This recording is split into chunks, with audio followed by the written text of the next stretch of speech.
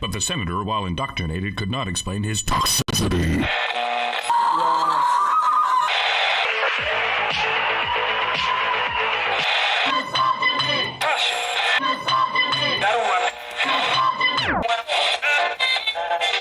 You should not listen to men's rights advocates if you want to know what they have to say.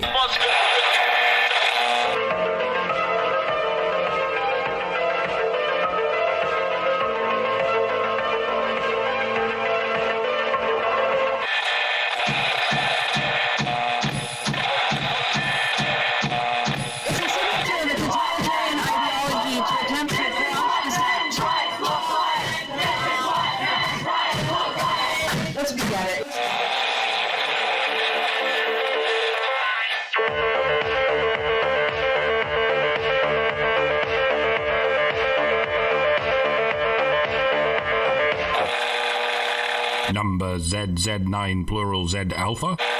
Number ZZ9.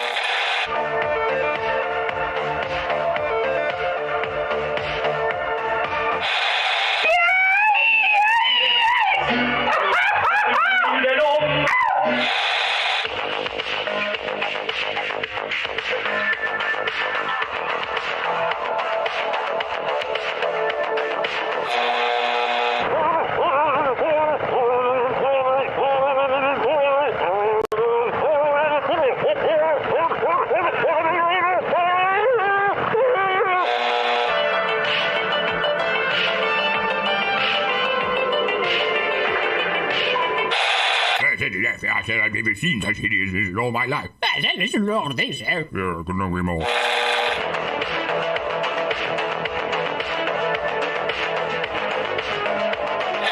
Like a furry torpedo to the jugular. This is Honey Badger Radio. Radio with money.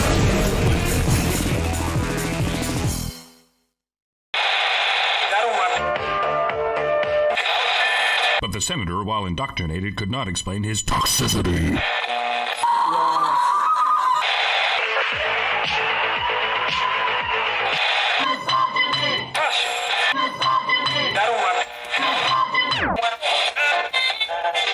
You should not listen to men's rights advocates if you want to know what they have to say.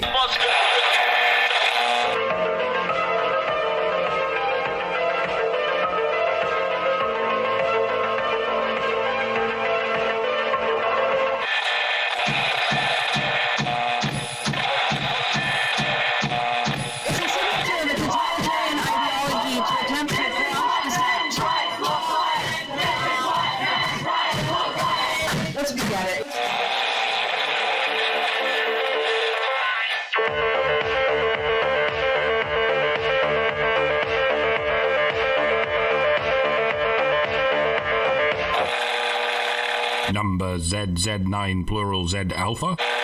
Number ZZ9.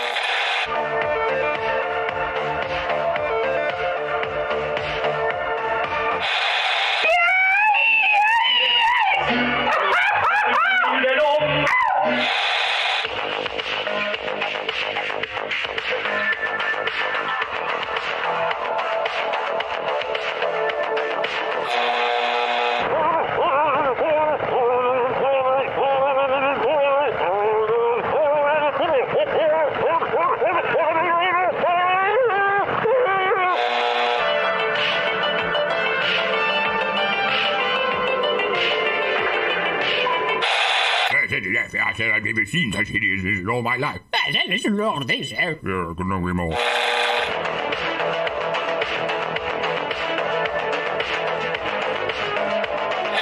Like a furry torpedo to the jugular. This is Honey Badger Radio. Radio with money.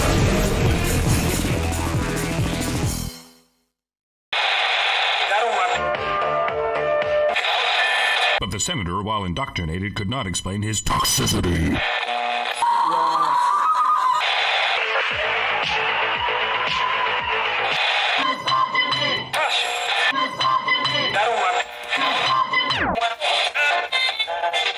You should not listen to men's rights advocates if you want to know what they have to say.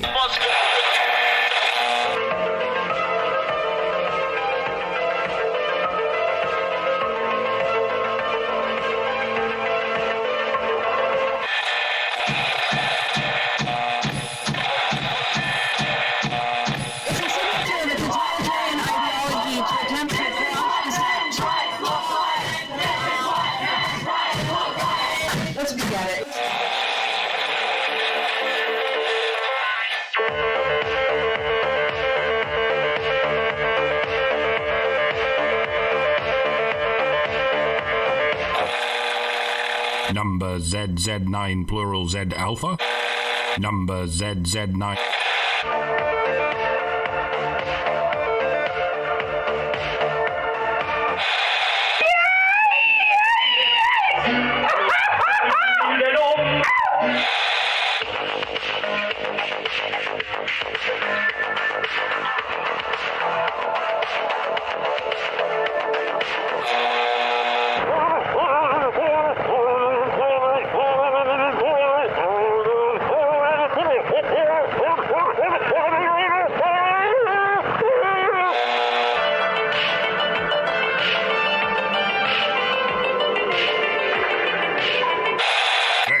I said I've never seen such hideousness in all my life. Listen to all this, Yeah, couldn't agree more.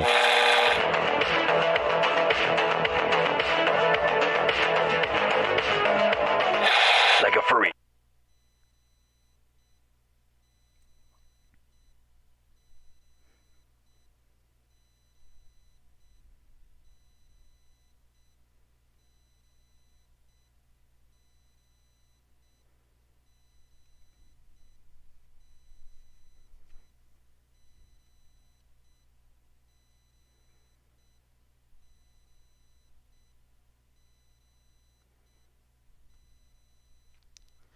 Hello and welcome to HBR Talk 293, One Feminist Narrative Debunked by Women's Voices. I'm your host, Hannah Wallen, here with Nonsense Annihilator, Lauren Brooks, and the personification of perceptivity, Mike Stevenson, and tonight we're going to look at information from research indicating, yet again, feminists have gendered a genderless issue to excuse demonizing men. But before we get to that, we gotta do what we gotta do. As always, Honey Badger Radio dishes out a smorgasbord of thought-provoking discussions, and as experiences both recent and long past have demonstrated, the provoked thoughts are fighting back. They've made it clear that for people like us, relying on third-party payment platforms like Patreon to fund our work is treading on thin ice, or building our house in the path of a rapidly growing wildfire. In light of this, we strongly encourage our supporters to switch at least their support for us to feedthebadger.com, the most stable way to help us out. And if you want to tip us directly instead of relying on any social media platform's tip jar, the link for that is feedthebadger.com/justthetip. And as always, the same risk applies to our social media platforms, which is why you should further provoke the thought police by tracking our thought-provoking discussions on honeybadgerbrigade.com, where you can find your way to all of our content, as well as a link to feedthebadger.com in the drop-down menu at the top of the page. So, with that out of the way, just want to point out, when men's advocates discuss either male experiences of sexual violence or the subject of false allegations, and in particular false allegations of sexual violence, we are often answered by feminists with claims that sexual violence is a highly prevalent set of crimes that are disproportionately perpetrated by men, disproportionately against women, that most men are sexually aggressive, that sexual aggression is a male behavior, that sexual aggression is characteristic of men, blah, blah, blah, that men need to be taught not to behave this way, and that will solve the problem. So feminists portray demonization of men and control of men as the solution to the issue of sexual violence. When they discuss women mostly in terms of victimhood, and they downplay evidence of women's capacity for aggression. So let's take a look at what happens when you actually ask women about their own behavior. And I'm wanted to have this discussion because of some information that Peter Wright from gynocentrism.com and A Voice for Men, he's tweeted out information coming out from the book Sexually Aggressive Women, Current Perspectives and Controversies, edited by Peter B. Anderson and Cindy Struckman-Johnson. And this is a book. This isn't new, right? This book came out. Let's see. It's not. It might be this century, but it's not new. No, this book came out in 1998. So this is not a new book. This is not information that just dropped and everybody should be shocked by it. This is information that's been out for a while that feminists just ignore when discussing these issues. But what Peter highlighted, and this is from, I actually have the book. I ordered the book because of this discussion. What he highlighted here that I found interesting, we hear a lot about an old study that a feminist professor did years ago, where the professor, and I can't remember a male or female professor, but it was a women's studies professor or gender studies professor, had given some students extra credit, male students extra credit for taking this survey, where the professor would ask, how likely are you to engage in these behaviors if no one would ever know and there'd be no consequences. And the behaviors ranged from sexually aggressive but not coercive, like trying to talk somebody into sex without making any threats or anything, to full-on forcing someone using physical aggression. And the first question that comes to my mind is, well, when women do it, there are no consequences. Right, so right. It's not even necessarily hypothetical in the same way it is the other way around. Like if you ask a man what he would do if there were no consequences if he did this to a woman, he'd be like, wow, that's going to take me a moment to think about. Yeah. If I do any of those things, I'll be sent to prison for life and murdered balls first at worst, and have my life ruined forever at best. Whereas women are like, what if I had sex with a man against his will? Yeah, I've done that, and there were no consequences. Yeah, that's exactly the thing. What's worse is the research on which they make this claim that a third of men are sexually aggressive, or would be if there were no consequences. They didn't say yes or no. They said, on a scale of, I think it was like 0 to 5, where 0 was the no answer, but 1 to 5 ranged from very unlikely to very likely. And if you answered 1, that was still considered a yes answer. They reported on it as if it was yes-no. And so if, for instance, they asked, how likely are you on a scale of 0 to 5 to verbally pressure a woman for sex? And a majority of guys answered 1. Oh, I would be very unlikely to do that. With, a lot of guys will answer things in good faith that, well, a woman might interpret things differently and feel pressured by things that I didn't intend to be pressuring. So I would say very unlikely, meaning I wouldn't intend to do it, but it might happen from her perspective, right? That's still answered, still treated as a yes in the actual report, where they said a third of men would rape, and it was reported widely in mainstream media, the establishment media, that a third of men in this survey had answered yes, they would rape if they could get away with it, when in fact, a third of men may have said they'd be very unlikely to do that, where they might be accused of it. They might interpret something different than the woman did in terms of how willing she was. They might, misunderstand things, so they didn't say absolutely not, but they wouldn't intentionally do it. They wouldn't be trying to do it. It would be very unlikely for them to do it. And that is completely dishonest behavior, right? Since then, there have been other types of research where feminists have come out and said 10% of men are sexually violent. And there's, again, at least one of those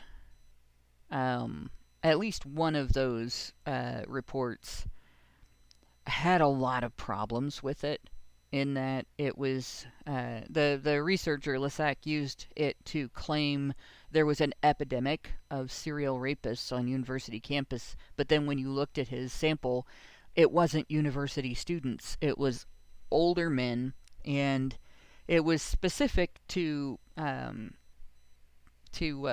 perpetrators. A lot of the questioning was specific to perpetrators, and what they actually found was that overall in society, the majority of rape was actually perpetrated. The majority of male perpetrated rape was perpetrated by a very small percentage of the male population, who were generally criminally violent and who had committed multiple crimes and admitted to multiple crimes, including serial perpetration of rape.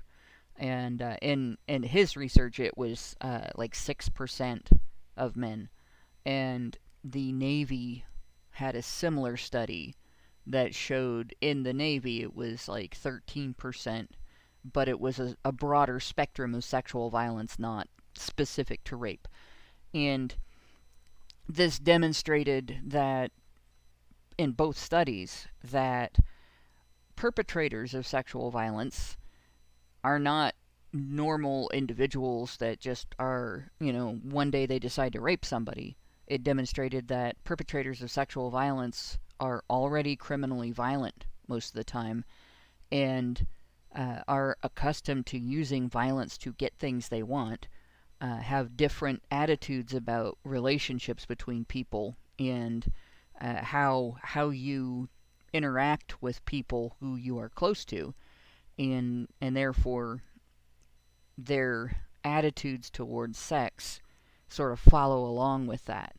And it's more likely that if you're victimized, you're going to be victimized by somebody who is an overall violent person, with serious boundary issues, rather than your average person.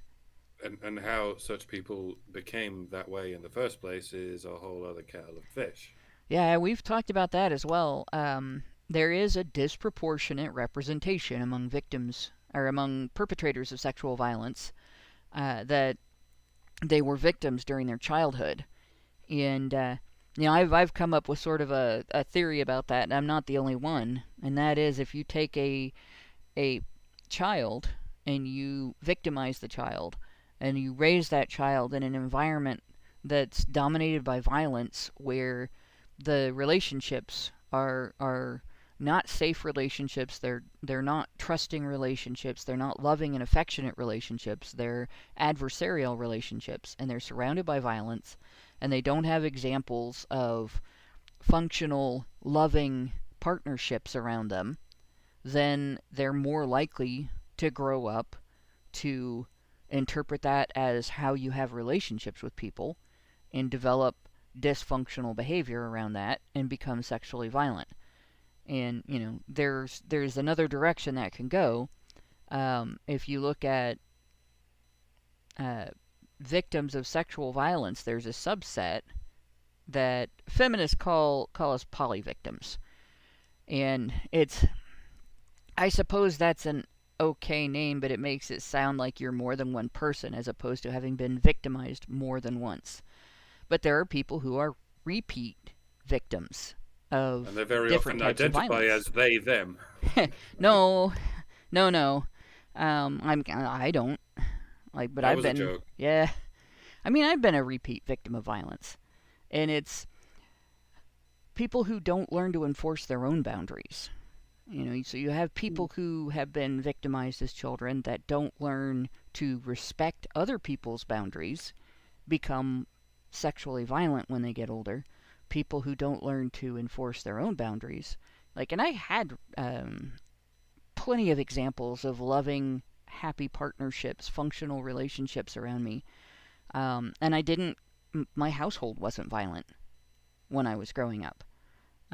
It was just, I did have violent environments that I was in on a regular basis, and I was repeatedly victimized, and I also was a repeat perpetrator of violence, in that you get labeled a perpetrator by authorities in the school system or even police if you defend yourself when somebody aggresses against you.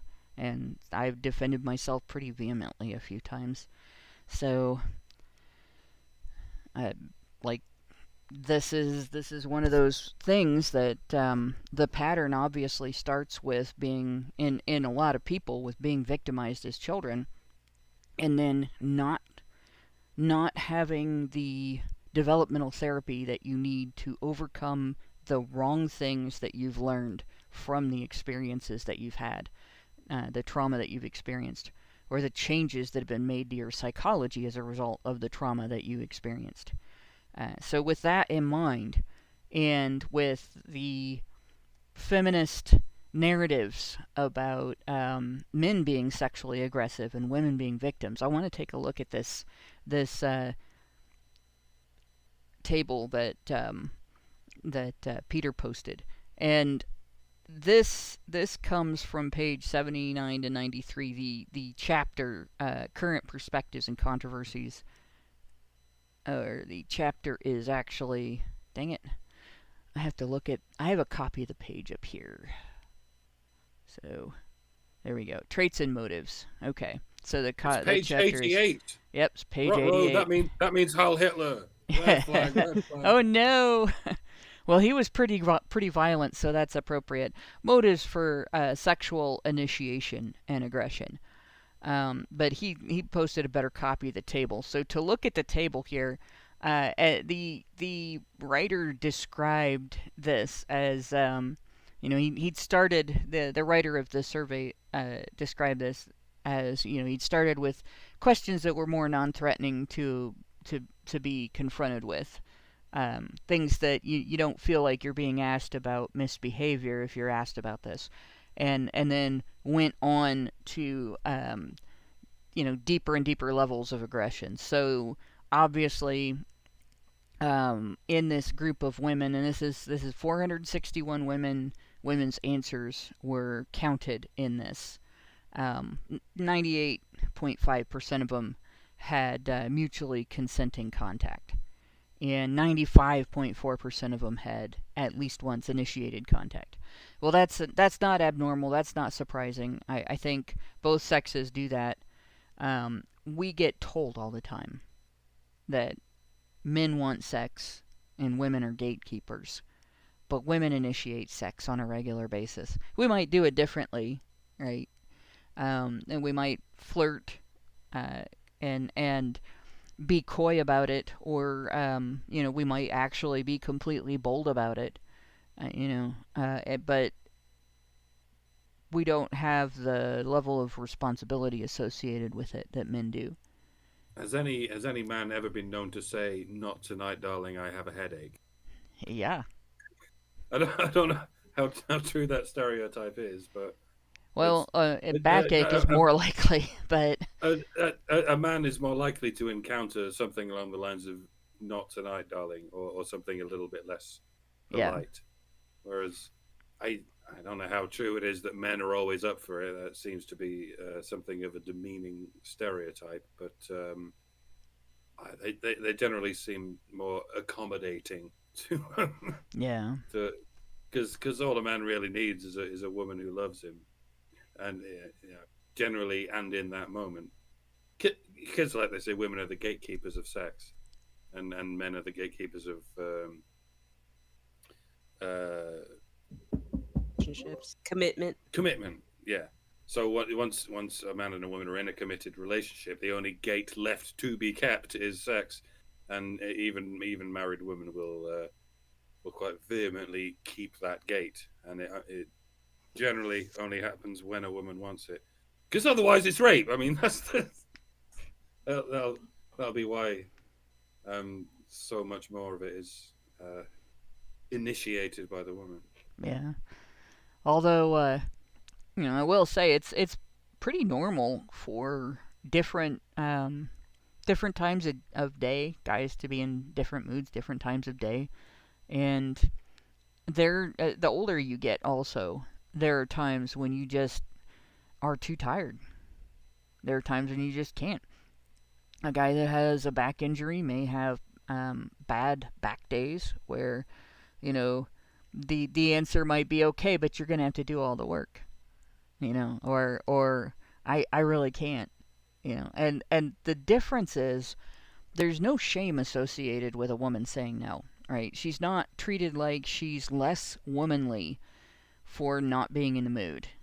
But when a man says no, he gets shamed for it. He gets treated like he's less masculine if he doesn't want sex right now, if pain keeps him from being able to perform, or if pain makes it so that even if he can perform, he can't be as vigorous on his side of the interaction as he normally would prefer to. And it's what women do sometimes also is if a man isn't responsive sexually, she'll assume that he's cheating, and that he's giving that attention somewhere else, so he doesn't have it for her, and she'll flip out in that regard, which could be completely just untrue. But yeah. you can't tell a woman no. No, and you can't even be turned off by anything about her, right? Because like a woman can, overtly admit to being turned off by, you've gained weight, you've gotten older, your hair's gray, you've had a drop in your income, you said something offensive to me, it's Tuesday. Like, it doesn't matter. A woman can be turned off by anything and be not viewed as unreasonable, and also not viewed as being insulting to the guy that she's telling, she's turned off. Whereas a man who is turned off, if he's turned off because she's not attractive, he's a misogynist.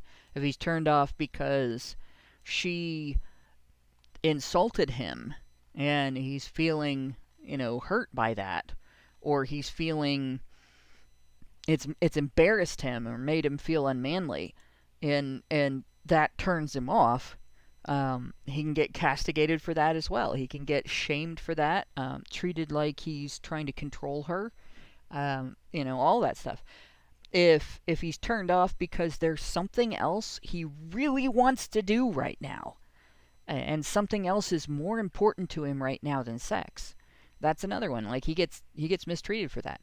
So when women initiate sex, women initiate sex at a lower level of risk of rejection than men, and they place their partner on a higher level of automatic obligation than men do when they initiate sex. I mean, does that make sense based on like what we've been talking about?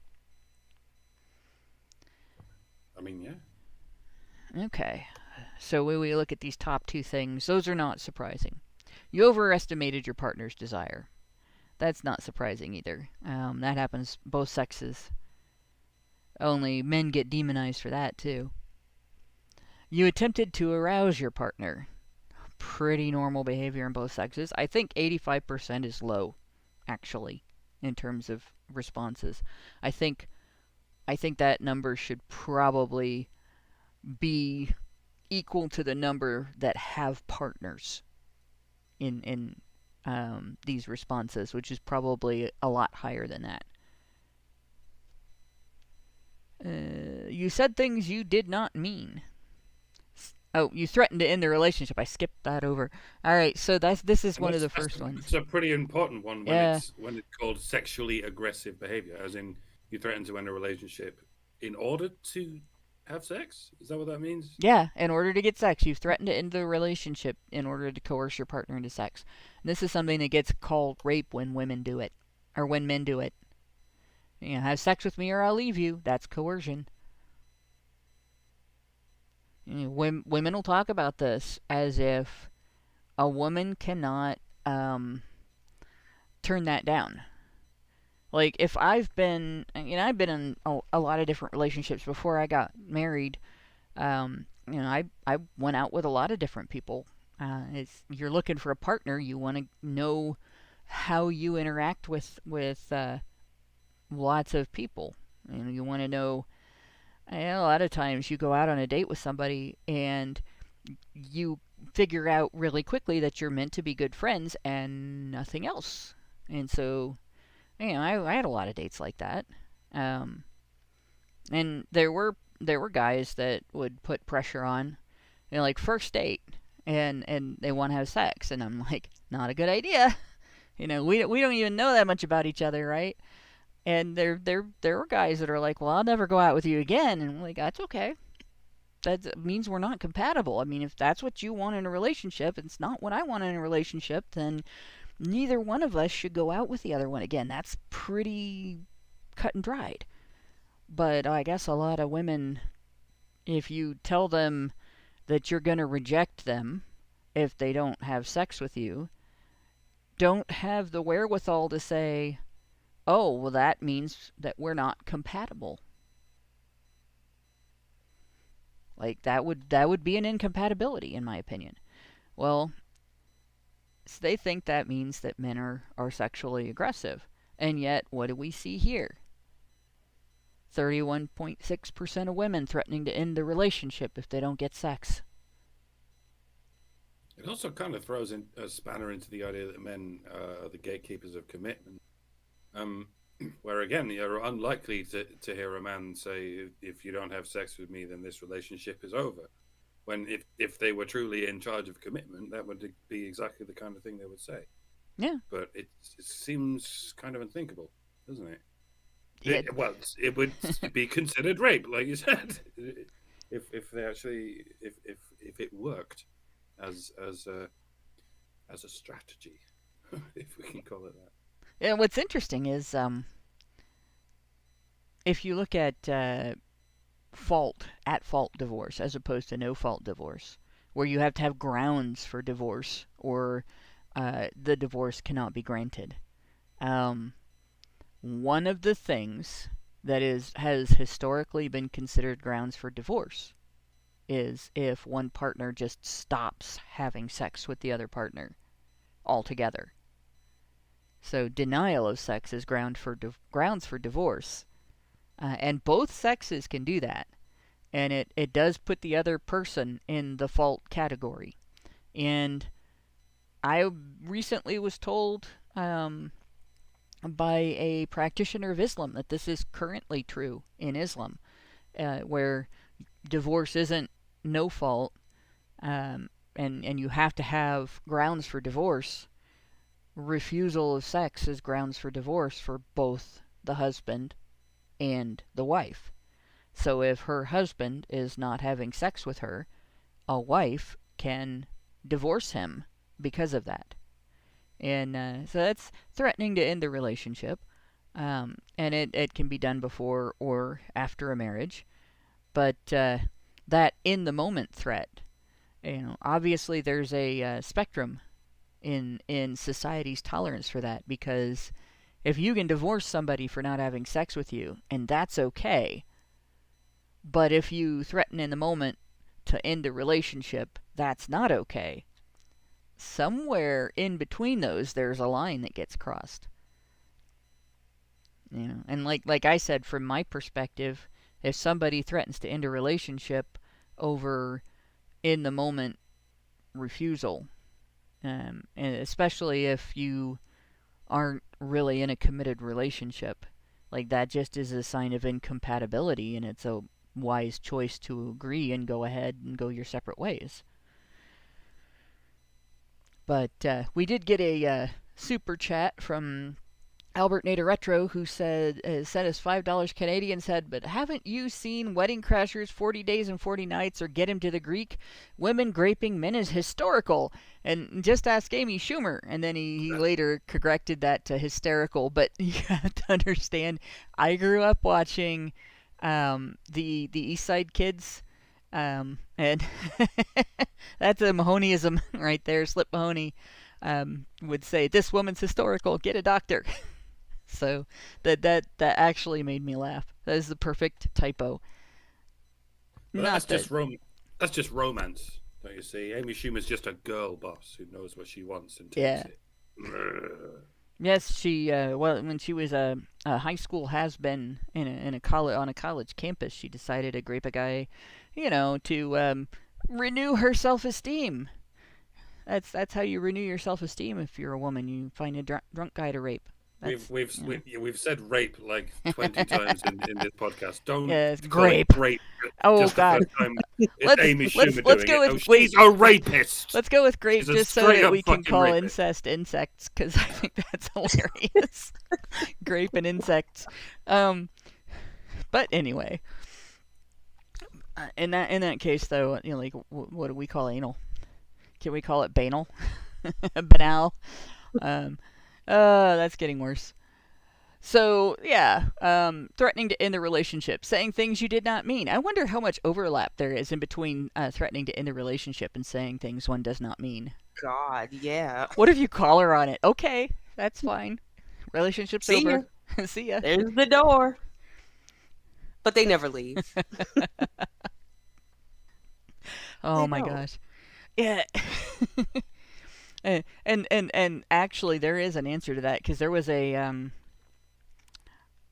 I can't remember whether it was I think it was a pickup artist. Can't remember whether it was a pickup artist or a MGTOW, but I'm pretty sure it was a pickup artist. It was probably one of the guys that was associated or affiliated with like Rushvi back during that time period.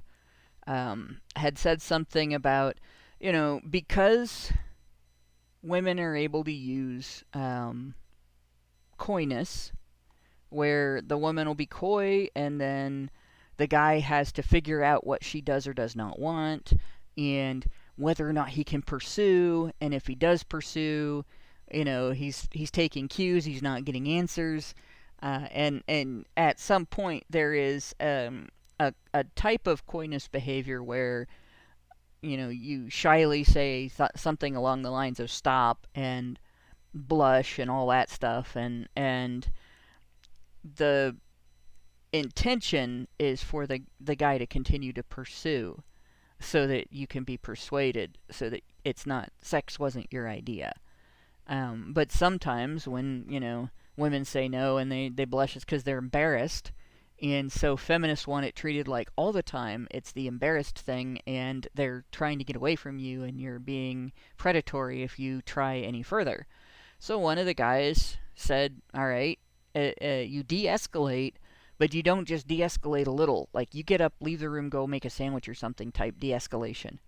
And feminists came out and wrote about that. Well, the reason that for that de-escalation is if she's really interested, it's up to her to do the pursuing now, right? It'll discourage lack of overt communication, like lack of understandable communication by doing that. And it's expected to either get her to become the chaser instead of the person being chased, or at least to become more communicative and start trying to get you to understand she didn't mean it that way, right? Like, she said something she did not mean. And feminists went ballistic about this, right? They wrote about it like it was rapey and abusive and manipulative and all kinds of stuff, when actually it was a guy taking no for an answer. So yeah, women saying things they do not mean is kind of an interesting question there, because that goes both ways. Women saying things positively that they don't mean, and women saying things negatively that they don't mean. I wonder if this includes makeup. I know that's not saying things you did not mean, but it's deception in general. I'm looking down to see if this was, well, I guess that's not a reason for having sex, but yeah. I mean, when men say things they don't mean to get women to bed, that's also called a form of rape. Mm-hmm. Lying to someone to get into bed with them on false pretenses is, by many feminists, considered some form of rape. Meanwhile, you get these women who are, I mean, frankly, a one. caking themselves up in makeup to make themselves look like a 10. And you could say that's saying a thing, it's expressing a thing that your face definitely does not mean. Yeah, I guess that's another story. Yeah. Well, there's a lot of things a woman can say that she doesn't mean. Both sexes can say "I love you" and not mean it. Right? Both sexes can pretend to be more turned on than they are. You can say, "You're the daddy." Yeah, you're the daddy, and not mean it. Yeah, yeah. Both sexes can say "I'm a virgin" and not mean it. Or I'm clean. Right? I'm not infected with anything, and not mean it. Yes, I was planning to do this tonight. Yes, I'm sober. Yes, I'm on birth control. And not mean it. There's a lot of things you can say and not mean it. That if you were telling the truth, would result in a different outcome, right? Said things you did not mean. In other words, you lied. Pressured with verbal arguments. That one's interesting too because and I'm gonna combine some things here. Pressured with verbal arguments or questioned your partner's sexuality, right? Because questioning your partner's sexuality is also a verbal argument, and there's probably a lot of overlap here as well. Some women probably answered no to the pressuring with verbal arguments and then said yes, they questioned their partner's sexuality and vice versa. But saying something along the lines of "What, are you gay?" seems like a verbal argument to me. But interestingly, like here we have so far, about a third of women have threatened to end a relationship if they don't get sex, right? 2/5 have said things they didn't mean. About a third have pressured with verbal arguments, and about a third have questioned their partner's sexuality for saying no. Seems pretty entitled, if you ask me. Questioning your partner's sexuality is a subset of pressured with verbal arguments. Yeah. So if anything, it should be slightly lower. But you'd think it would be a lot lower. You'd think it would be a lot lower. Does that mean only 2% of women have pressured with any verbal argument other than "you're gay"? I think what the truth is, I think there's more women who have pressured with if you include, accusing a guy of being gay, I'll bet as part of pressuring with verbal arguments, you'd probably get about half of women answering yes. If you said you've pressured with verbal arguments, including, not limited to, but including questioning your partner's sexuality, you probably have about half or more women saying yes to that. Maybe even as high as 2/3. I'm trying to imagine what the other verbal arguments would be. Like, we need to have sex tonight because I'm ovulating. What? That is one, actually. that is actually one. If people are trying to conceive, and women will say, "I'm ovulating tonight. This is when it needs to happen." Or the other one is, "I'm at these are the only 3 days this month that we can do it where I'm at the least likely to conceive." Or even just, you said you would. Like, all kinds of arguments can be made, but probably the most prevalent is, questioning the partner's sexuality. Possibly, "What's the matter? Don't I turn you on?" Because that puts a guy on his back foot right there. It's like, do these pants make my ass look fat? Right? An alpha might turn around and say, "No, you don't." But a lot of guys would be afraid to answer that way. Right? I kind of wonder how many times verbal arguments include, "I'll say you raped me," because there have been guys who have been pressured into sex by that threat. I'm guessing that doesn't appear as an option because it would be somewhat incriminating. Yeah. Yeah, no, it doesn't. I guess yeah, all of those instances would fall under number 7 here. Yep. So then there's motivations here. This is interesting too because there's a little set here that I'm gonna like sort of highlight together. To make someone else jealous, to hurt someone else, to end another relationship. Yeah, Right. this is all. This is some. Now maybe this is naive and adorable of me, but I've never understood what the fuck a hate fuck is. But it seems to be it seems to be something that the hookup culture generation understands. That there are all kinds of different fucks. There's love fucks. There's hate fucks. There's revenge fucks. Fuck, nearly 50% of all women have answered yes to 9, 10, and 11. Mm-hmm. And these all appear to be some variation of a hate fuck, like fucking someone not because you like them, but because you don't like someone else, which is mental to me. I don't understand this. I would like someone else to explain it to me. Actually, I wouldn't. I don't even want to know. It sounds like something I want to keep my naive, adorable brain free of. Yes, please. Same here. Number 11 is cheating, by the way. That's cheating on your partner. You are having sex with another person to end your relationship, or it's getting someone to cheat to end their relationship. All right. And skipping down, there's a few other ones here before we address the gain, the personal gain.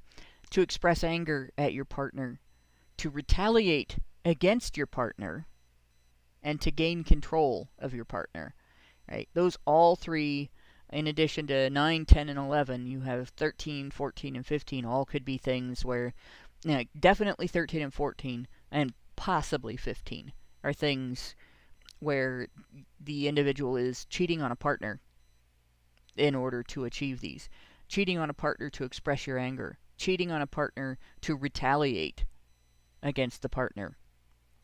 Cheating on a partner to gain power or control of the partner. Right. And then you have number 12 being to gain something from a person in power.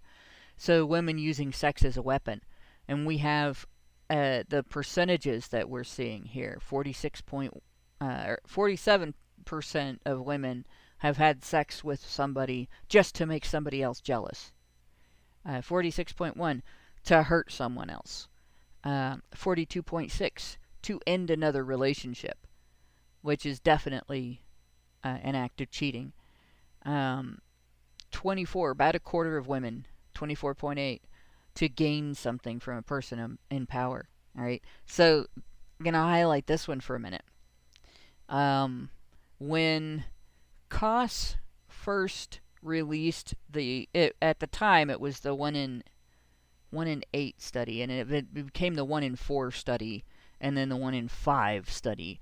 But when Koss first released her survey results from Kent State, where she found that 1 in 8 women had been sexually assaulted during their lifetime by the time they got onto a university campus, and her questions that she had asked came out.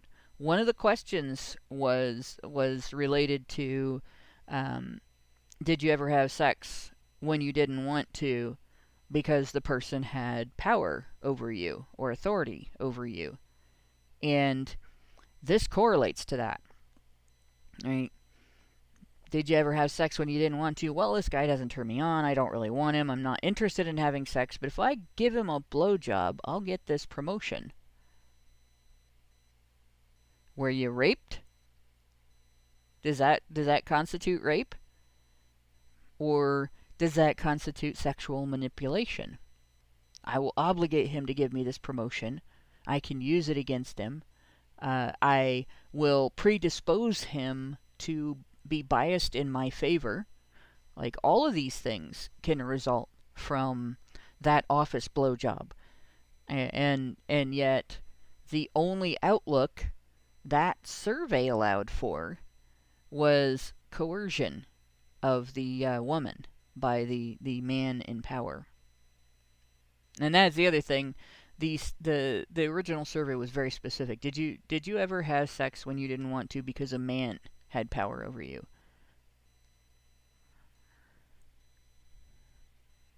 I would have thought more people, I mean, of the men and women, would have answered yes to.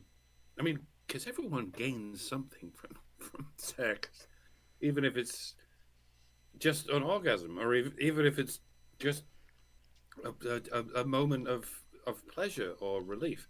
And person in power can be anyone who has the power to have sex. Arguably, any act of sex can be called to gain something from person in power. It's the most telling thing is that so few women admitted to it. Because I don't know how general we're being, or how many things can be encompassed by the thing being described, but I guess they're taking it more specifically than is possible to take it if you're being as broad as possible. And I just read 13 and 14, and I returned to my previous statement. How the fuck does anyone have sex to express anger or retaliate against the person they're having sex with? I don't understand how that works. It's really sociopathic, isn't it? And about a third of women have admitted to each of those. Right? It's really sad. So those are behaviors that are they're sexually aggressive, but they're not predatory toward the partner. You could consider them predatory toward the other person if you're not telling the other person that you're in a relationship. But I mean, I've witnessed this happen in real life. One of my acquaintances actually seduced the boyfriend of one of my friends when I was in high school, specifically for the purpose of getting back at her boyfriend. And she picked my friend's boyfriend because she thought her boyfriend was flirting with my friend. So she escalated to cheating and just went really, really overboard with him until she got what she wanted and broke up both relationships. I'm sure that the guy, I wasn't necessarily buddies with him, but I'm pretty sure that he was hurt pretty bad by that as well, because I mean, imagine the guilt. And I expect she probably used some of the tactics we've pointed out here to get what she wanted too. And of course it backfired. She ended up, being persona non grata with everybody for what she did. He got condemned for falling for it, and the girl, the person that was hurt the most was the girl that had nothing to do with it. The boyfriend that she was cheating on with this girl's boyfriend just got free of a bitch. And in my opinion, he won the situation because that caused their breakup, and he escaped a relationship that was never going to be good. Although I think even he probably was embarrassed and felt bad about the situation. And the whole time I'm thinking, like, how would you want people to know that you did that? But she did. Like, the whole thing was really... So I've seen that. Without revealing too much information, that almost led to physical violence between the two girls. And the only thing that prevented it from leading to physical violence between the two girls really was lack of opportunity. Because there would have been hair pulling and eye scratching and all the fun things that girls do when they get into fights.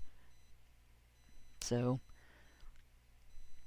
that kind of shit just does happen quite a bit, unfortunately. But yeah.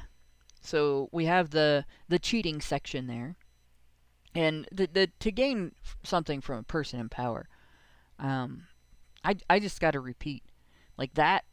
And I'm pretty sure most of the women answering it knew that it was basically about, somebody in a position like your boss, your college professor trying to get your grades changed, which is apparently more common than I thought.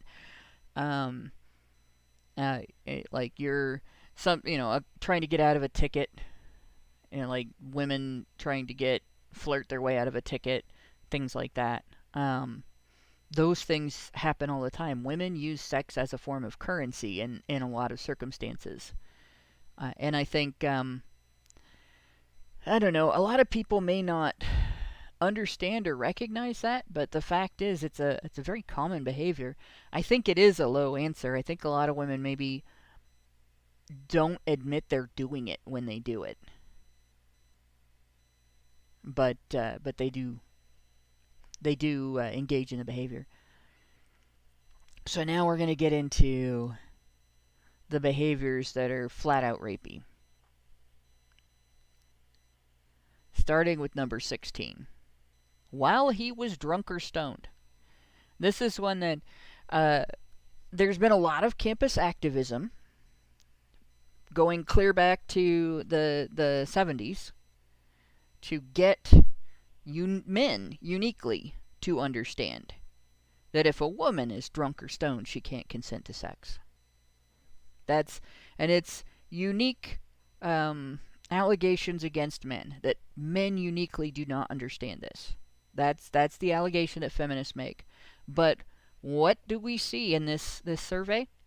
62.4% of respondents, female respondents, said that they had engaged in sex with a guy while he was drunk or stoned, and 36.5 admitted they had obtained sex by getting him drunk or stoned.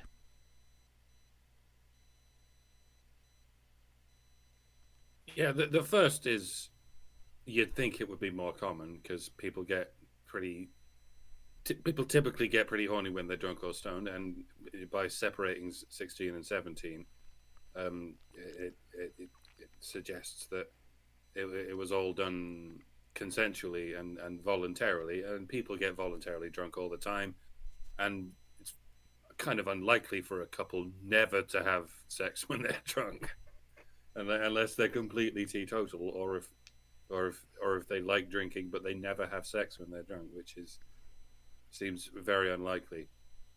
But no. It's the second one that really stinks of rapiness. Does that mean you specifically got the drunk or stoned for the sake of having sex with them? Yeah, I presume it does. Yeah, that's what that means. You obtained sex by getting him drunk or stoned. That was answered yes by 36.5% of the respondents. So more than a third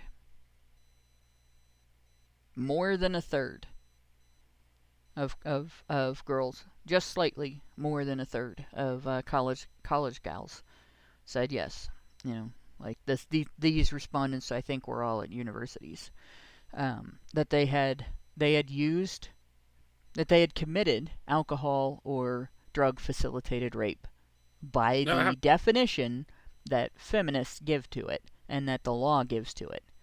I was about to say, does that include if you buy him a drink? But then I remember women don't traditionally buy drinks for men. No, they don't traditionally buy them. They do serve them at home, though. Yeah, it'd be interesting to see how men answered this, and how we would differentiate that. And if you wonder how many times you simply buy a girl a drink, as is traditional as a courting sort of ritual. It's not that you're trying to get them drunk; is that you're trying to break the ice. Right. But women don't generally do that. I mean, this was the late 90s, right? I mean, there was still a lot of sisters doing it for themselves shit going on at the time. But I would think that mainly refers to when you've gone back to the dorm or whatever it is, and then they think, how am I going to get this guy in bed? I know. But yeah, all of this is conjecture. Yeah. There's so little information here that most of what I'm saying is conjecture. Well, But, what's interesting is, the thing about like alcohol facilitated rape of a woman is not difficult in that there is no level at which she ceases to become unable to be penetrated, right? But there is whiskey dick. Like that does happen. And it's one of those things that is highlighted in the story Amy Schumer told at that feminist gala where she talked about the incident in college when one of her old high school classmates called her up when he was drunk, probably after a night of drinking, and invited her over and tried his best to have sex with her, but was so drunk that he couldn't perform and kept passing out in the middle of it. And she talked about that as a low point in her self-esteem and climbing out of her self-esteem issues as a result of realizing in that moment, that she'd hit rock bottom without ever considering that she just admitted that as a completely stone-cold sober individual, she went to another person's place of residence, saw how drunk they were, went inside, and then proceeded to attempt sex and penetrative sex at that. That's pretty much admitting that she raped him. But feminists never saw it that way. They called her speech courageous. It could be a fake story. That could be that never actually happened. But according to feminists, even telling a story like that makes you an egregious, horrible person. Except if you're Amy Schumer, and then it's all right. Whiskey dick is largely a myth, by the way. I'm sure to some extent there are some anecdotes that some men could tell.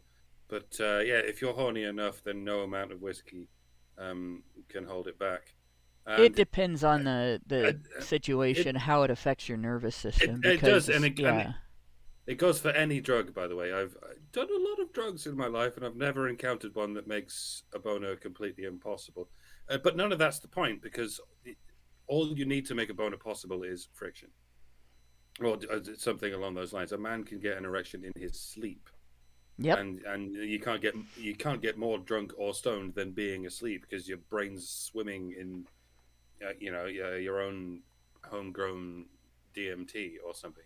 And this myth needs to be knocked on the head, because it suggests the idea that, well, if no matter how much whiskey a guy is drunk, if he gets hard, that means he's up for it. No, it doesn't.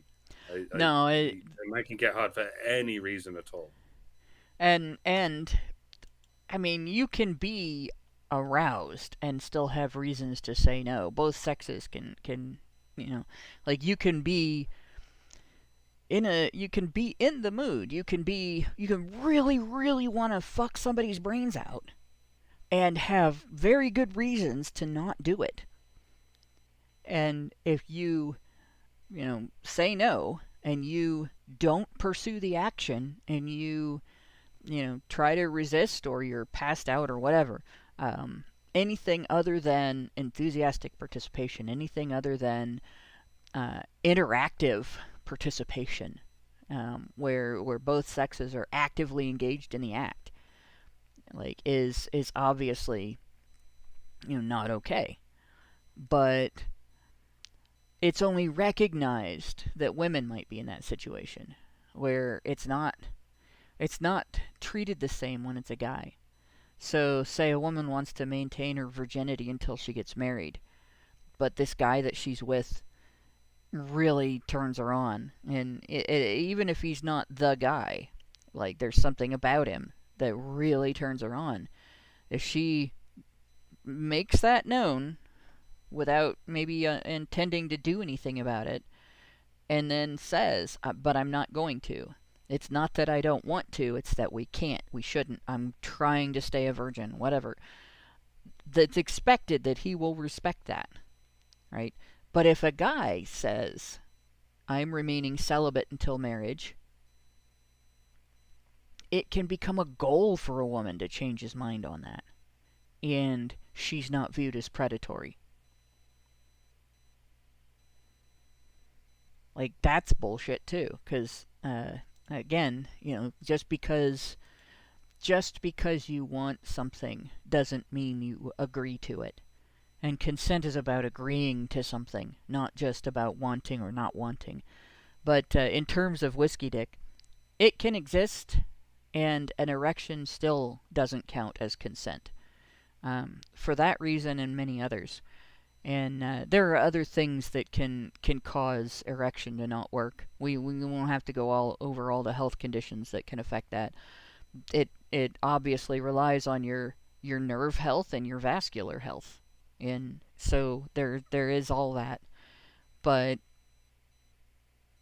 even if a guy is quite obviously thoroughly aroused, even if it's obvious that he is really interested, would really like to just fuck a girl's brains out, if he's declining to do so, it's still rape if she overrides his choice in the matter. It doesn't matter whether he likes it or not. It doesn't matter whether he is interested or not. It doesn't matter whether he's turned on or not. It matters what he intends to do and not do, and whether his choice in the matter is overridden. It's a big deal that we acknowledge that for women, but not for men. That's one big thing that has to change, especially since you get a gal in that situation, and her choice gets overridden. She has legal recourse, and she isn't held legally responsible. So if she gets pregnant, she has recourse, in terms of being able to give up the baby, being able to have an abortion. If she gets a sexually transmitted infection, she can sue, and her medical bills will be paid. She gets help. She can go to rape crisis centers for help, and so on. But in the same situation, if that is done to a guy, where his choice is overridden, and then he gets ridiculed for, well, you must have wanted it because you had an erection and all kinds of other things. If she gets pregnant, he doesn't have the recourse of being able to say, well, I didn't want to do this and I don't want to be a dad. He has no control over the outcome there. And he has no control even over his obligation, his level of obligation in regard to that outcome. He can't get away from that. Rape crisis centers aren't going to help him. His any infection that he is afflicted with, well, it's his own fault because he had sex with that woman, right? And it doesn't matter that it's the same situation. Our society, our legal system, our social system doesn't care the same.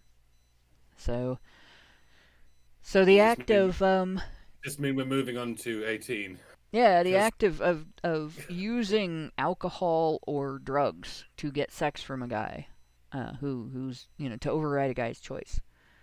Again, very rapey, and about a third of the women said yes to it, while he was a minor. So and using you were his not. and you were not.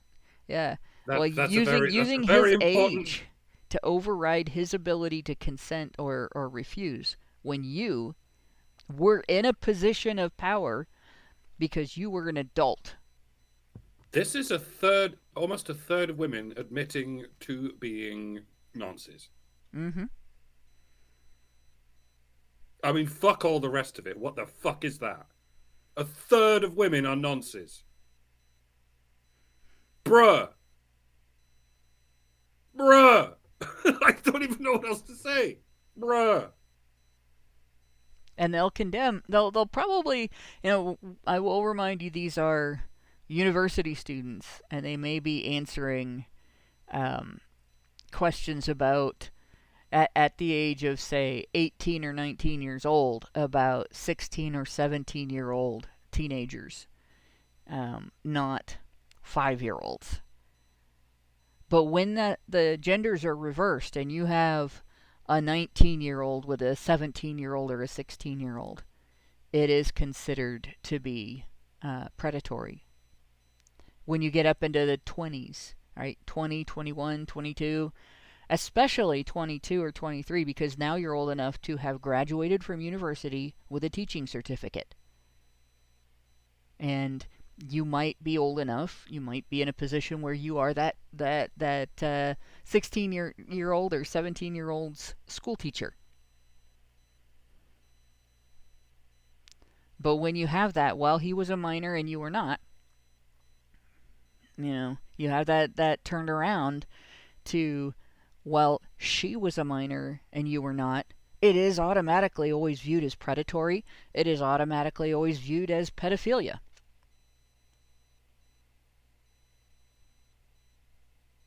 And again, we're not furnished with enough information to differentiate this. We don't know how many of them were 21-year-olds who fucked. I don't even want to say year-olds. I guess they certainly wouldn't have admitted to that if they were us, or would they? I mean, it's presumably an anonymous thing, and you don't know how many women are completely unaware that any of this shit is morally or legally wrong. And to some degree, it's not legally wrong, because in practice they kind of can get away with it. Yeah. And the thing that captures is limited, right? Because there are...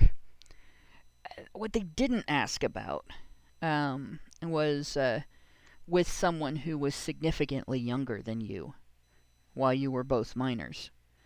And I don't know how it is now, but as a Gen Xer, when I was a little kid and my parents would hire a babysitter, we're talking somebody who might be young enough that they had to drive to her house to pick her up to bring her to our house to babysit.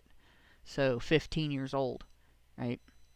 And I think the oldest babysitter that I had as a little kid that I really remember was probably 18 or 19, and had been a babysitter for a while. And I was babysitting kids when I was 16 years old. And, I didn't have much of a babysitting career because I was working as a photographer. But that's about the age group. You hire a teenager to babysit your kids for a few hours so you can go to a movie. And there are stories. Like, this is not something that happened in my sphere of existence. But there are stories that I have heard from guys where their first sexual experience was being molested by their babysitter. And so, if a lot of people hired underage teenagers to babysit their kids, those girls wouldn't answer yes to that question. Right? So this is beside that. Number 19, by using your position of power or authority. So here we have the very type of question that has been labeled rape since at least 1984 when Koss put it on her survey that have you ever had sex when you didn't want to? Because a man in a position because a man had power or authority over you. Here we are, full circle, 26.5, about a quarter of women have admitted to obtaining sex by using a position of power or authority.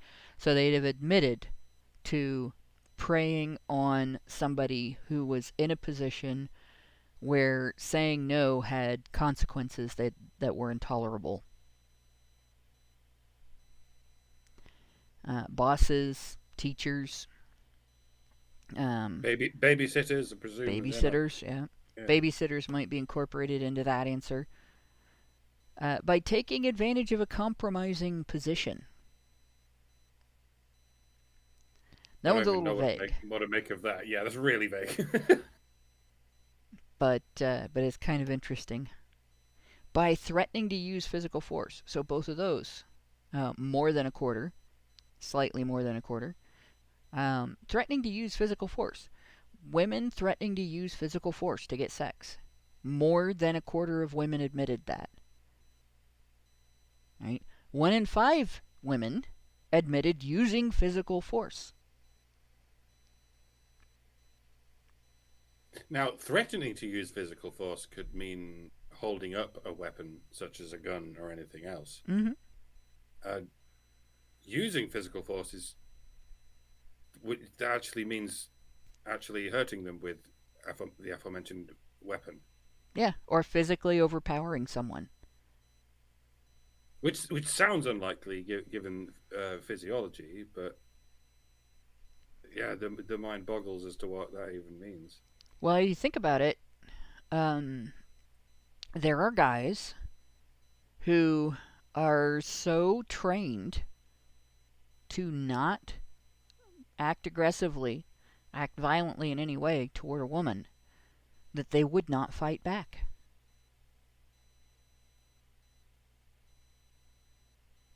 Like it'd be like being attacked by a kitten.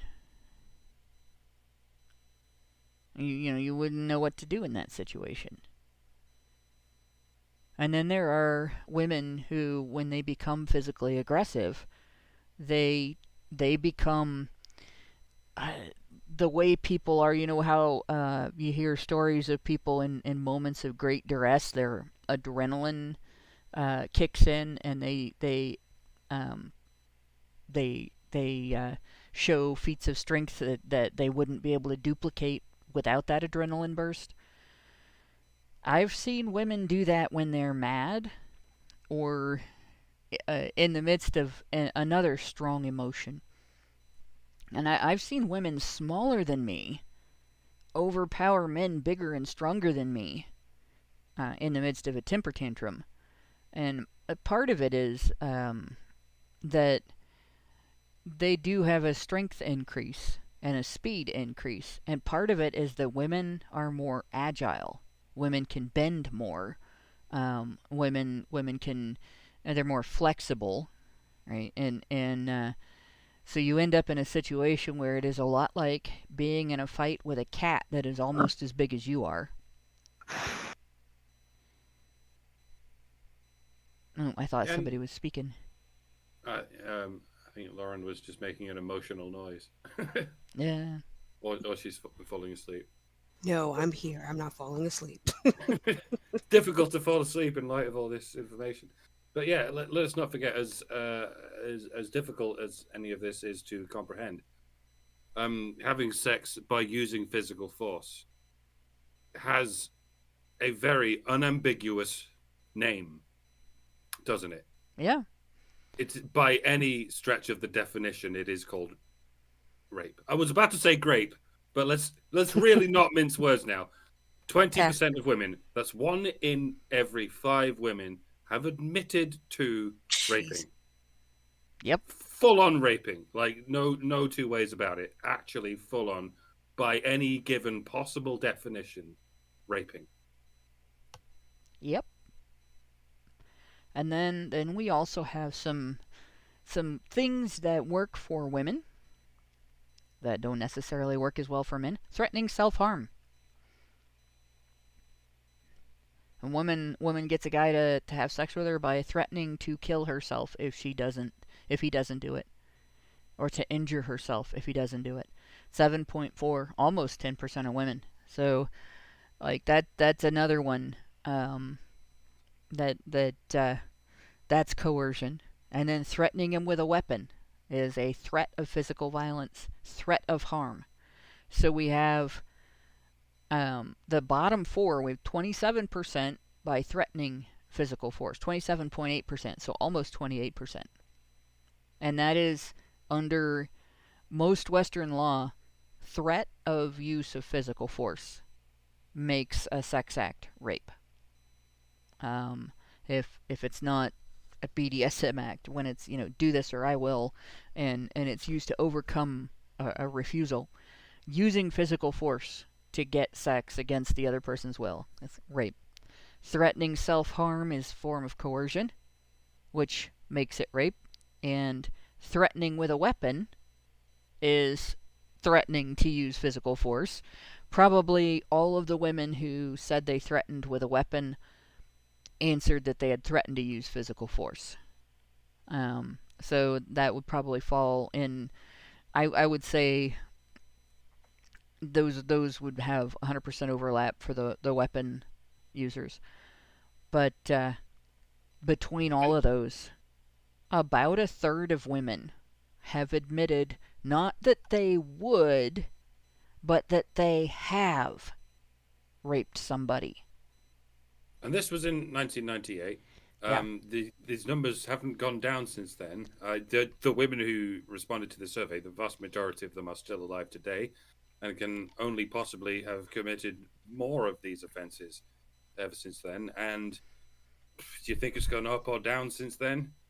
As feminism has got its claws further and further into the 2 generations following this survey?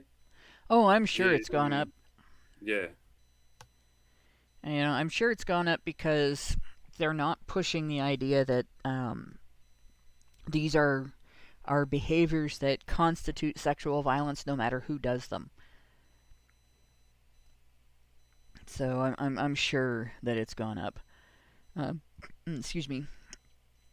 Sorry for burping at you guys. I'm drinking water here so that I can actually talk without sounding horrible. It's really bad. If I don't wet my whistle, I sound like Sid the Sloth. But so going to the copy of the page that I have, and this image, you can see the list is right there. One of the things that I will point out, this was a survey of it was more than 476 476 questionnaires were distributed. 15 came back with enough missing data to make them unusable for statistical analysis. So 461 is the overall response rate of 96.8% of the women who were given the questionnaires. They were predominantly single, heterosexual, raised in households headed by professionals or executives, 21 or younger. So we're not talking 22, 23-year-olds here, but we're still talking like that question about having had sex with a minor when you were an adult. That would have made them 18, 19, 20, or 21. There's 4 years there during which they were adults already. And they were not adversarial in their beliefs, so they didn't view relationships as conflict. Some people do. It took me years to understand that that's a reality. Some people view their relationship as a conflict with another person. I'm like, why would you seek out relationships if you felt that way about them? But interestingly, remember we talked about in previous episodes that and we talked about in this as well, a significant portion of the population of sexual predators has disproportionately represented among them, in fact, has experienced sexual abuse of some kind in their past. And in this group, approximately 43% had experienced past sexual abuse of some kind. And additionally, 57% knew of friends or family who had been abused. So they were aware of abuse, they'd experienced abuse, and they had abusive behaviors. And it's important to point out that these are college women. Right. That doesn't necessarily represent women as a whole. I'm sure you all know the general difference between college girls and everyone else. They're a bunch of fucking Marxists. That's what I'm getting at. Well, they might also Yeah, be immature and engaging in behaviors that later in life they'll be embarrassed that they did that. yeah. Like I say, it has probably got worse since then. Right. And yeah, it's 471 is a fairly small amount, and some statisticians might say that's not enough to get significant results. But it's reasonably significant, especially considering it's anonymous, and it doesn't tell us as much about women on the whole than it tells us about the kind of women who go to college. Yeah. Which is Well, largely, rich, affluent women who already have plums in their mouth and silver spoons in their butts and what have you. right. It also kind of gives you an idea of a lot of the behaviors in question for both sexes. A lot of the behaviors in question might just be behaviors that are common when someone is younger and not so common among people who are older. But then we look at, so Peter posted this, and I will point out, and I trying to get this to show. I'm gonna have to move the window because, let's see, I should have gotten white space at the bottom of the page. But at the bottom of the page, we see, because one purpose of this study was to document the range of college women's sexual aggression, it is important to note that between 26% and 43% of all of the women respondents reported engaging in strategies that would be traditionally defined as coercive if applied to male relationships or male respondents. And that's something that I kind of tried to emphasize earlier. These are behaviors that feminists have used citation of and description of men engaging in as their fodder for lobbying for a reduction of due process rights in intimate partner and sexual violence, and as the reason that campus authorities or campus administrators should have to pay feminist organizations to send educators in with materials to teach male students about consent. So their grift is based on attributing these behaviors to men, and uniquely to men. But 1 in 5 to 2 in 5 of women admit to them, right? And they run from lying, threatening to end a relationship, verbal pressure to have sex, to 26 to 36% of women reporting abusive behaviors, using your position of power, getting him drunk or drugged, taking advantage while he's in a compromising position.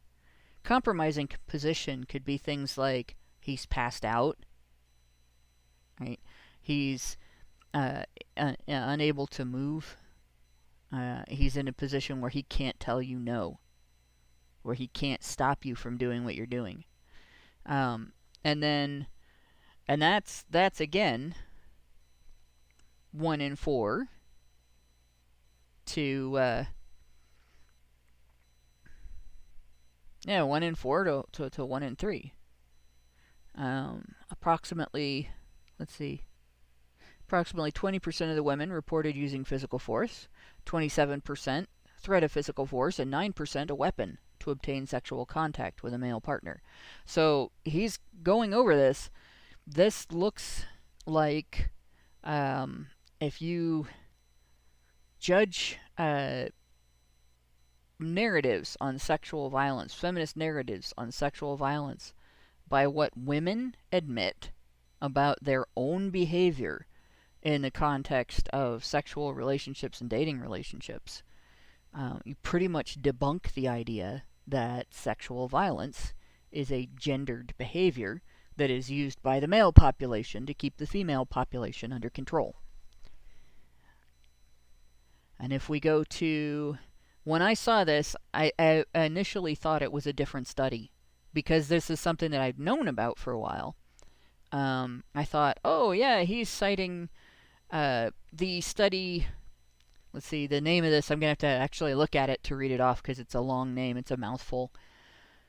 Sexually Violent Women, the PID-5 Everyday Sexism and Adversarial Sexual Attitudes Predict Female Sexual Aggression and Coercion Against Male Victims, by Tiffany D. Russell, Corey M. Doan, and Alan R. King. Now, this is also not new research. This is research that I've known about for a while as well. And I pointed out and highlighted, this is from the research. And I said, I thought, when I first saw that post by Peter, I thought it linked to that study, but it's a different study. So this study, the significant thing about this study, and this is another, there were two surveys done here. One was done in a university, 439 sample size, and one was done nationally with a 592 sample size. And overall, 10% of women reported sexual violence perpetration, but the national sample rate, which was 13% reporting sexual violence perpetration, was more than twice as high as the student rates. So, remember what I was before hinting about, well, maybe this is just immaturity? It might be. It might not be. It's very possible that, guys suffer consequences when they engage in this type of behavior, right? They have, they lose relationships, they get in trouble with authorities, their reputation is damaged, their career path can be damaged. Gals, when they engage in behavior like this, a lot of times it's the guy that suffers repercussions, right? If he complains, he's shamed for it. If she's embarrassed, she can turn it around and make an accusation against him. So it's very possible, based on this other study, that as women get older, these numbers get worse.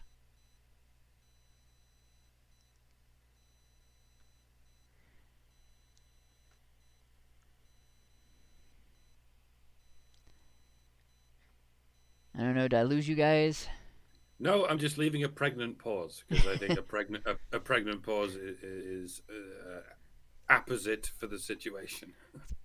Yeah.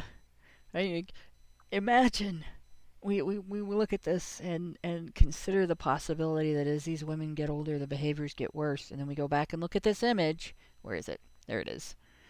And some of the higher up things here where women might not think of them as predatory.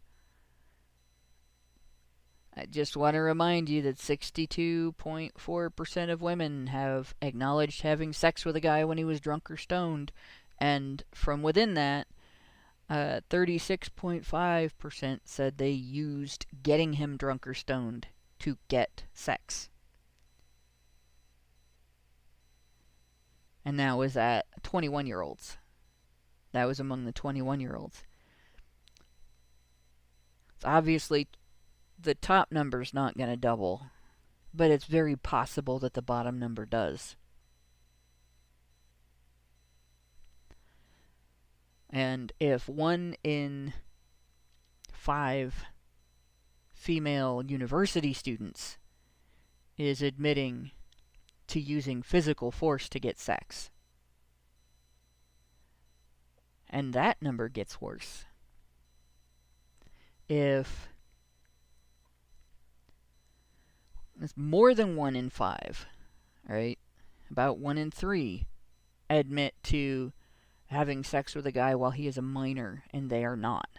And that number gets worse. There goes feminist narrative altogether. Would that it were. Would that it were. And it's not the only thing that's in this book. If you are a student of this particular subject, intimate partner and sexual violence, and in particular the gender dynamics of sexual violence and how it affects victims, how it affects the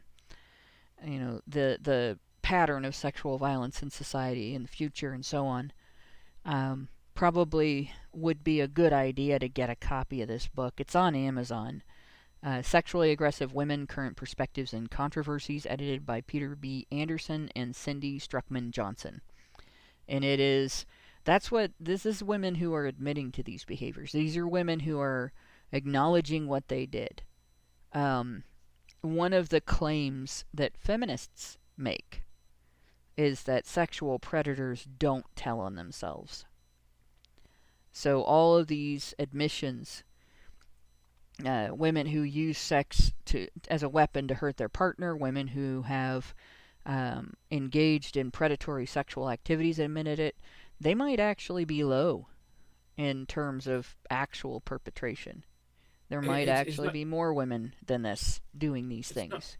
It's not even a case of them telling on themselves. Again, assuming it's an anonymous survey, it's a lot of women don't think they've done anything wrong.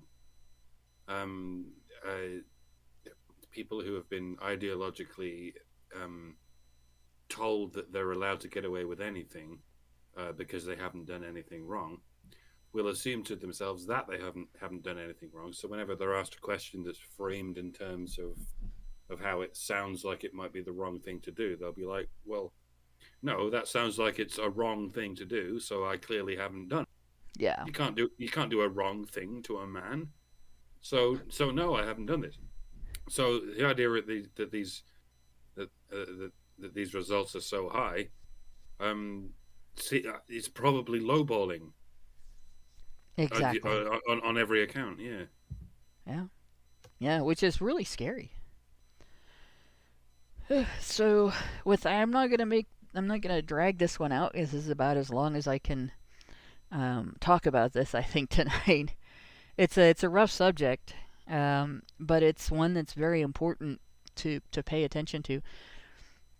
And I just want to remind everybody, like my opening description of this, when men's advocates discuss either male experiences of sexual violence or the subject of false allegations, we're often answered with claims that sexual violence is a highly prevalent set of crimes that are disproportionately perpetrated by men, and that most men are sexually aggressive, and that sexual aggression is a male behavior.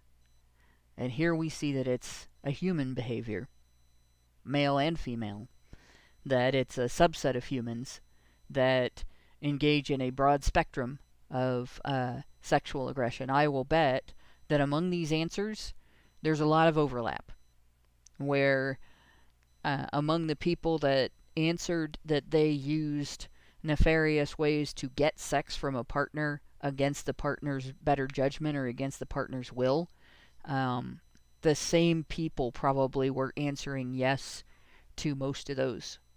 Like, and the people that answered yes to the ones that are more rarely perpetrated behaviors probably also were the ones, a large percentage of the ones answering yes to the more prevalent behaviors.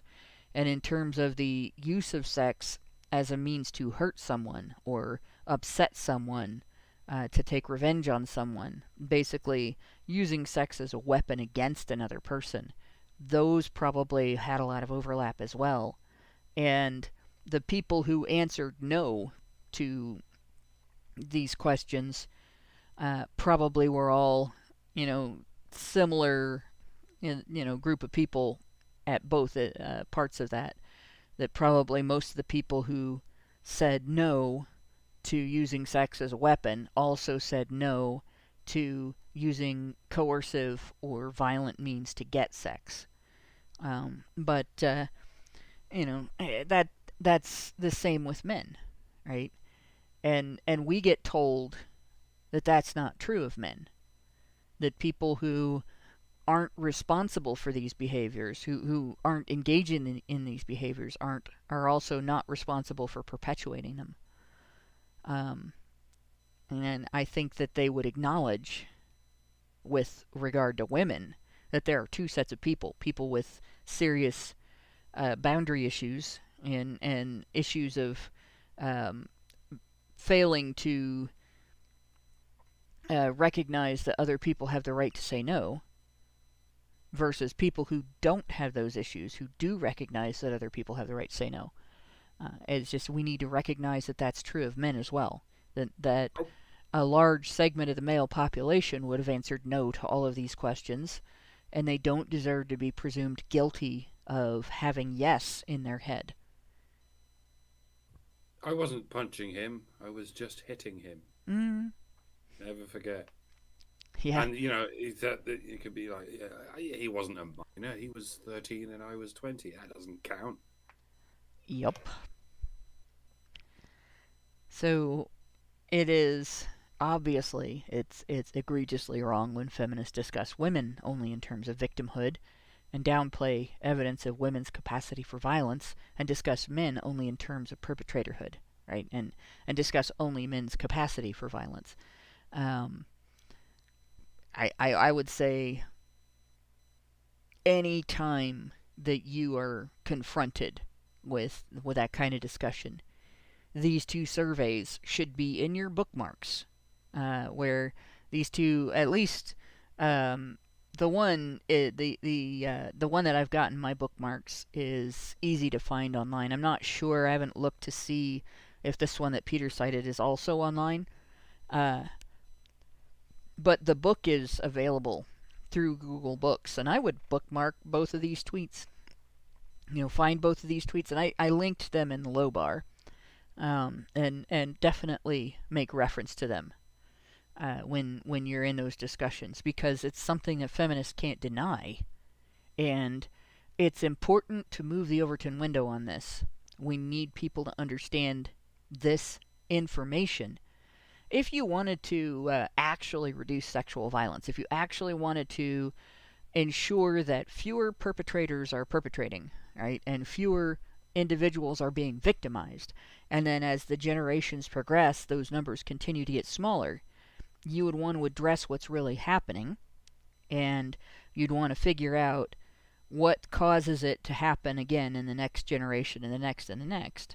And you'd want to provide therapies for victims and conflict management for, training for people, and education for young people to understand each other's boundaries and be able to negotiate relationships without having these things happen. But you'd have to be able to admit women's actions matter. You'd have to be able to admit that when women do things, it's their own fault that they did them.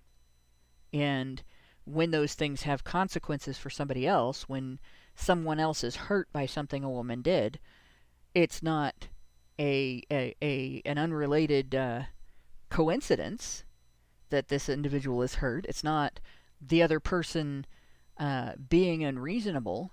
It's a woman hurt this person. A girl hurt this person. So, all right. With that, I'm going to go ahead and get into the rest of the super chats and super chows. We have two super chows right now. Meredith G gave us $5 and said, HBR Talk 293, honey for the badger, when dealing with collective narcissism. Only their truth matters. And Richard Pierre gave us $5 and said, if sex doesn't result in winding up in traction, then you aren't doing it correctly. I think I've heard that one before, but I don't remember where it originated. But it sounds like something out of the 80s. Then we have super chats. Albert Nader Retro gave us $2 and said, even my mistakes are perfect. Thanks, Hannah. That was a perfect mistake, though. I love Mahoneyisms. Let's see. And we see if there's any after that. Here is one. Albert Nader Retro gave us $5 and said, Doc may know about the footballer that was taken advantage of by 3 women while he was passed out drunk at one of their homes. They'd met him at a pub. Yeah, do you know what story he's talking about? I tried looking that up. Do you mean American football or British football? Because you're gonna have to narrow it down. I'm assuming they mean British footballer because we don't use that term. Football player is what we would say. But yeah, you're still gonna have to narrow it down because I imagine it's happened quite a lot. Yeah, I don't know that story, but I'm not surprised by it. I'm assuming. Let me see if I can see anything about it. It doesn't. I tried looking it up on Google, and believe it or not, sent to a bunch of articles about male and believe it or not. Let's see here.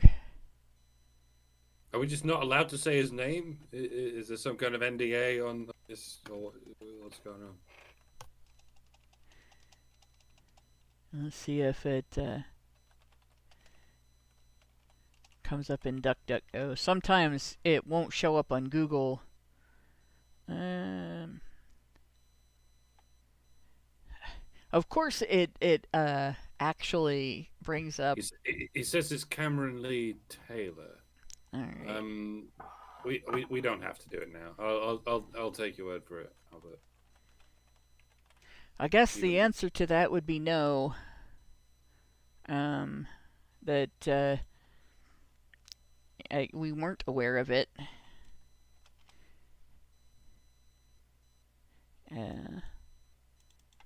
19-year-old Bucks County babysitter charged after child reports sex abuse.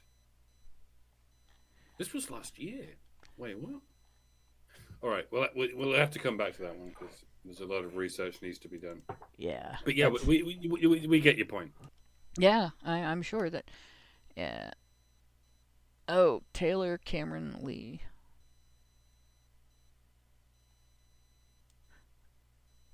No, this is a Quakertown woman accused of sexually abusing a child she babysat, not a. Yeah. You have to realize, believe it or not, even when somebody has an unusual looking name, it actually can. This is not about a footballer. This is actually last year, so yeah. And then, unfortunately, with DuckDuckGo, I can't search just 2016. I can search. Oh, there it is, custom date range. It just is a separate thing. So let's try. We'll see.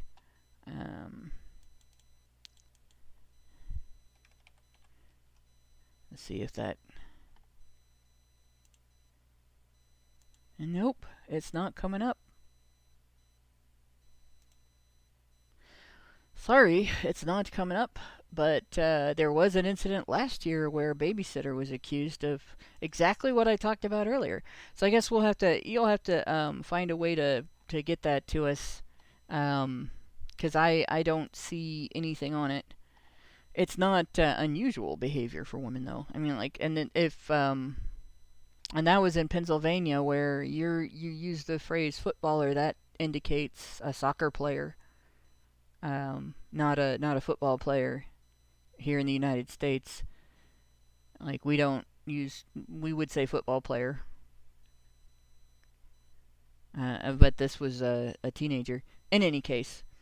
Now it says, sorry, try soccer player Paige Cunningham. Paige Cunningham, okay. That's a completely different name. What you? Yeah, and I just closed the tab, damn it. We get it, though. And I've been looking into this shit for too long. I'm already fucking depressed with life in general. Yeah. Can we wrap up the show? Oh, Barstool Sports covered it. Okay. Yeah. We're gonna wrap up this show, but yeah, this guy, they did exactly what we just talked about. They got him drunk on vodka, sexually assaulted his passed out body, and then cut his hair. What the? Adding insult to injury, right? Bad enough that they're doing horrible things to him to begin with. Bad enough that they're taking advantage of his passed out situation. Bad enough that they inflicted that on him to get sex that he wouldn't have given. But then they decided to humiliate him even further on top of that. Filmed it and everything. At least they're stupid and they got caught. I'm glad they're stupid and they got caught.